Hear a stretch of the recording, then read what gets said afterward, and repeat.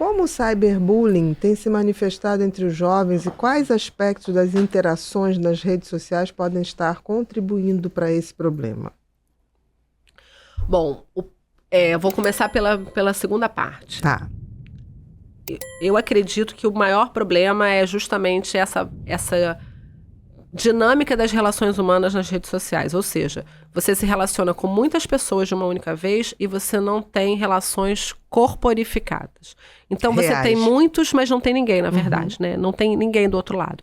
Tem um videozinho de um experimento social que eles fizeram uns anos atrás, na época ainda era Facebook, mas é bem interessante. Eles pegam um grupo de meninos de, sei lá, 12, 13, 14 anos e pedem para eles lerem alguns comentários de ódio numa página do Instagram. Uma menina tem um perfil e aí os garotos ficam escrevendo assim, você é feia, você é gorda, você é isso, você é aquilo, sua isso, sua aquilo, outro, sua nojenta, sua ridícula, não. Aí eles leem. Aí depois eles chamam a menina pra entrar e falam assim, agora lê de novo olhando pra ela. E eles não conseguem ler. Alguns começam e travam. Não conseguem ler. Porque é isso, que quando a gente olha no olho do outro, a gente não tem coragem de se comportar de uma certa forma. Porque a gente vê, se a gente xinga o outro, a gente vê a reação, a gente vê a dor que a gente está causando, a gente tem empatia, a gente percebe que aquilo é inadequado, né? Então o outro tem importância, ele é alguém. As redes sociais, elas desumanizam nesse sentido, assim, o outro não é ninguém. Então, se o outro não é ninguém, é muito fácil fazer o que for. Outro dia, a mamãe me mandou um print que o filho dela estava sofrendo cyberbullying na escola, através do grupo de WhatsApp da escola, dos alunos, e aí um colega escreveu assim, se corta, se mata. É muito fácil escrever se corta, se mata ali numa tela plana, né, em 2D, que a tela sempre é 2D, mesmo quando parece que tem profundidade, não tem. Fala olhando no outro para o outro se matar, se cortar. Alguns até vão ter coragem, sim. Mas não é a maioria. Menos. Tanto que hoje em dia é uma minoria. Que vai falar isso. E hoje em dia o cyberbullying é muito mais frequente do que o bullying presencial e a pena do crime é bem mais grave, porque tem que ser mesmo. Não, até porque reproduz com uma velocidade absurda. Porque reproduz e porque ele é permanente. Né? O bullying, ele é uma situação instantânea que aconteceu naquele momento, parou ali, daqui a pouco vai se repetir.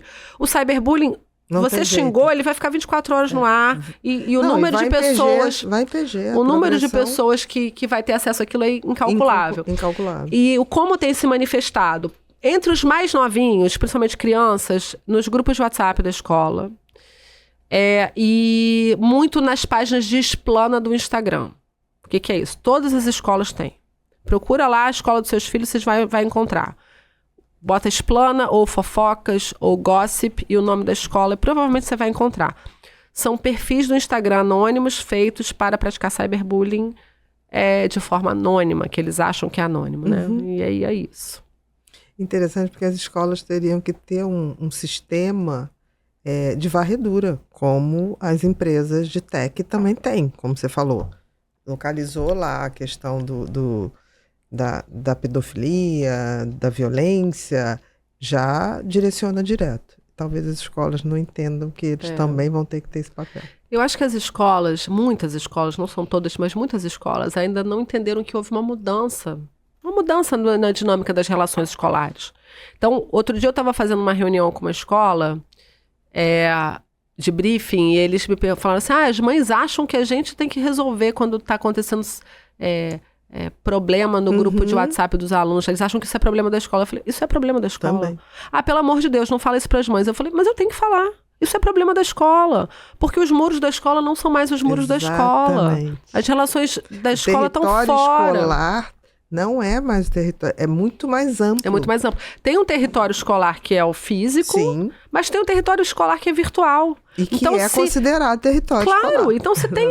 Tanto que a lei do bullying, essa lei nova, de 14.811, se não me engano, de 2024, ela fala que a escola tem que adotar protocolos para combate ao bullying e ao cyberbullying. As duas coisas. Exatamente. Ora, o cyberbullying é sempre no ambiente digital. Você não precisa ver se a hora que postou estava na escola. Não importa se estava na escola. Eu outro dia eu vi um caso que nem acidente de trabalho. Gente, exatamente. Você tá se dirigindo ao trabalho, acidente de trabalho. Exatamente. Outro dia eu vi um caso assim, a menina foi exposta numa página de explana e a postagem era assim... Várias mães me mandaram o print da postagem porque monitoravam o Instagram dos filhos e viram. Fulana de tal, que era uma menina de 12 anos daquela escola, aluna do 6º ano, foi pro último andar do estacionamento do shopping e fez sexo oral no menino de 16. E era essa a fofoca. Entendi. Que essa garota... E aí todo mundo printou, rodou, a garota de 12 anos sendo exposta. E o que dizia ali que tinha acontecido é que ela tinha sido vítima de estupro, né? Porque se é uma menina de 12 anos vai fazer sexo oral com uma menina de 16, ela está sendo estuprada por ele. Exatamente. Olha que grave, né, a situação. E a menina exposta ali daquele jeito. Ela é vítima incondicional. Ah, mas falaram isso no final de semana. Mas não importa, porque tá a escola inteira comentando isso. Ah, mas isso aconteceu no shopping, não foi na escola. Não importa, gente. Tá a escola toda falando disso, a menina tá excluída, tá isolada, tá sendo apontada no recreio. Isso é um problema da escola. Ela é vítima. Ela é vítima. 12 porque ela foi vítima de um estupro. Vítima. E mesmo que assim, não sei nem se é verdade ou não, mas mesmo que não fosse verdade, né? O fato é que ela tá sendo exposta. E só o fato de expor a constrangimento menor de idade em rede social já é crime. E ela isso está acontecendo dentro da escola, isso vem para a escola. O que acontece no final de semana, numa festa, numa resenha na praia, numa viagem de grupo, isso vem para a escola. Né? O mundo não é mais do jeito que era quando nós éramos alunos, que era setorizado. E isso, inclusive, é um problema de que gera ansiedade e depressão. Porque eu vejo assim, quando eu era estudante, adolescente, as minhas amigas da escola eram, a maioria, péssima. Não gostava, tinha treta, eram falsas, faziam fofoca, Mas aí eu tinha a minha amiga do prédio, que morava no prédio que eu morava, que era maravilhosa. Era minha melhor amiga. Tudo. Liana, se eu estiver assistindo agora, ela é professora. Um beijo pra Liana. Então eu saía daquela escola onde o ambiente era tóxico, pra usar uma palavra da moda. E aí eu ia pra minha casa, almoçava e ia pro apartamento dela. Liana. E era um oásis, porque aí a gente ficava com uma relação de super afeto, de muito amor, muito verdadeira, com muita conexão. A gente ficava ouvindo o LP, traduzindo as músicas do George Michael e jogando buraco. Maravilha. A gente passava a tarde toda ouvindo o LP do George Michael e jogando buraco.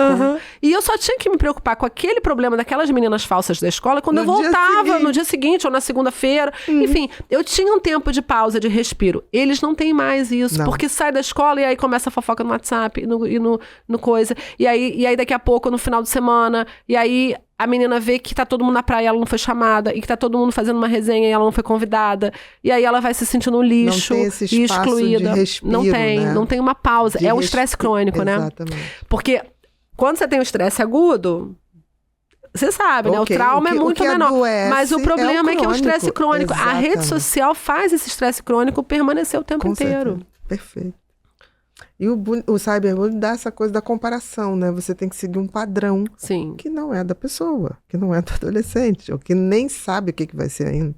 Né? Sim. Agora, eu acho que dentro ainda dessa pergunta tem uma coisa importante a gente falar. Olha, os pais são responsáveis pelos danos que os filhos causam a outras pessoas até os 18 anos. Então, tudo que seu filho fizer até 18 anos... que causar dano a alguém, você pode ser processado na justiça e ter que pagar uma indenização, por exemplo, por danos morais ou um tratamento psicológico e psiquiátrico à pessoa que sofreu um dano. O cyberbullying, ele pode ser evitado se os pais monitorarem, né? E os pais têm o dever de monitorar, porque eles são responsáveis pelo que acontece. Não adianta depois dizer assim, mas eu não sabia. O menino escreveu lá pro outro, se corta, se mata. Se esse menino se corta, quem falou se corta comete crime. E os pais dele têm que pagar a indenização dessa criança. Se ele é menor, os pais vão ter que pagar. O menor, a partir dos 12 anos, ele responde, o adolescente, né? Responde pelo ato infracional de incentivo à automutilação. Agora, financeiramente, né, a responsabilidade civil, que é essa indenização por danos morais, é dos pais. Então tem que olhar, não tem como não olhar. Você responde financeiramente, como é que você não vai olhar? Talvez não saiba. Tem muitos casos que acontecem... E acaba que, apesar da menina ter sido vítima e tudo, preferem não abrir o processo para não expor mais. Sim. Mais do que está exposto. E aí eu queria falar uma coisa sobre isso que você disse, Bia, porque eu vejo assim, eu tenho ouvido muitos relatos de meninas que me contam que foram estupradas. E aí, muitas vezes elas falam assim, a minha mãe falou que não dava para fazer nada porque eu não tinha provas. Então, a prova é a palavra da vítima. Com certeza. Né? Hoje isso vale. Importante falar isso assim 1 milhão de vezes. Eu sei que ainda existe muita violência institucional, até no judiciário, e a gente, né, principalmente as juízas mulheres, acho que estão tendo uma liderança importante dentro do judiciário de tentar reduzir até acabar essa violência institucional, mas a gente já tem hoje mecanismos, a lei do depoimento especial. Então, assim, não precisa de testemunhas. A testemunha testemunha, a gente sabe que É a palavra. o estupro, a gente chama que é um crime clandestino, ou seja, ele é feito sem ninguém ver, né? Não tem testemunhas de estupro. Então, a palavra da vítima basta. E muitas vezes, se não tiver penetração, não tem nem exame de corpo de delito, né? Então, se ela só foi obrigada, por exemplo, a fazer sexo oral, ou passar uma no corpo, não vai ter um exame de corpo de delito. Não precisa. Basta a palavra da vítima. Isso está valendo, né? Isso vale. E é tão importante, assim, porque a vítima precisa se sentir ouvida, Tem sabe? que legitimar aquela situação. Eu acho porque que, senão, inclusive...